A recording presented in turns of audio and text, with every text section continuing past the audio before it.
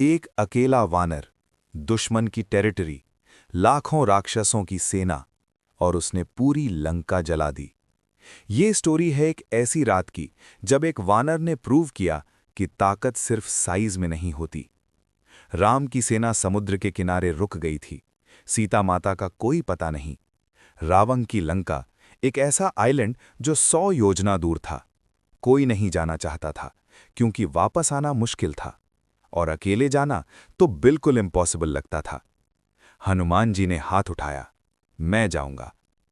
महेंद्र पर्वत पे खड़े हुए हनुमान जी, नीचे 1200 किलोमीटर का सागर, ऊपर खुला आसमान। उन्होंने एक बार राम का नाम लिया और जंप किया। वो जंप इतना पावरफुल था कि पहाड़ धंस गया उनके पांव के नीचे। वेव्स उठ गईं, वानर सेना पीछे रह गई, आंखों में आंसू, मुंह में जय श्री राम। रास्ते में आया सुरासा, एक राक्षसी जो हर चीज को निगल लेती थी। उसने कहा, तुझे मेरे मुंह से गुजरना होगा। उसने मुंह खोला, हनुमान जी बड़े हुए, वो और बड़ी हो गई, हनुमान जी और बड़े।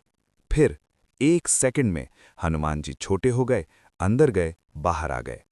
रूल तोड़ के नहीं, रूल के अंदर रह के। लंका पहुंचे हनुमान जी, रात का वक्त। गेट पे थी लंका देवी।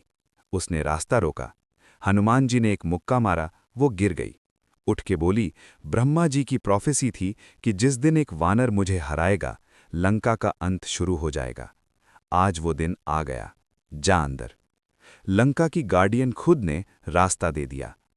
हनुमान जी ने पूरी लंका खोजी, रावण का महल, उसके चेम्बर्स, हर जगह। सीता नहीं मिली।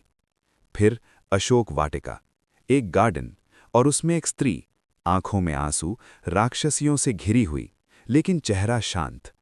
हनुमान जी पहचान गए। उन्होंने राम की अंगूठी नीचे फेंकी। सीता ने देखा, और पहली बार लंका में उनकी आंखों में एक चीज आई, होप। मिशन हाफ कंप्लीट था, अब वापस जाना था। लेकिन हनुमान जी रुके। उन्होंने सोचा, मैं इतनी दूर आया हूं, रावण की ताकत देखी, उसकी सेना देखी, एक मैसेज देके जाना चाहिए। उन्होंने अशोक वाटिका तोड़ना शुरू किया, पेड़ उखाड़े। राक्षस आए, हनुमान जी ने मारे और मारे और मारे। रावण का बेटा अक्षय कुमार आया, हनुमान जी ने उसे भी खत्म कर दिया। तब रावण ने भेजा मेघनाद। ब्रह्मास्त्र लगा हनुमान जी पे। हनुमान जी गिर गए, गिरफ्तार। लेकिन ये इंपॉर्टेंट है, ब्रह्मास्त्र का उन पे कोई परमानेंट इफेक्ट नहीं था। उन्होंने खुद चूज किया कि गिरफ्तार हो जाओ, क्योंकि वो रावण से मिलना चाहते थे, डायरेक्टली। दरबार में लाए गए, पूरी लंका की सेना सामने, रावण अपने सिंहासन पे, और हनुमान जी, एक वानर ने अपनी खुद की पूंछ से एक आसन बनाया, ऊंचा, रावण से भी ऊंचा। वो बराबर नहीं बैठे, वो ऊपर बैठे।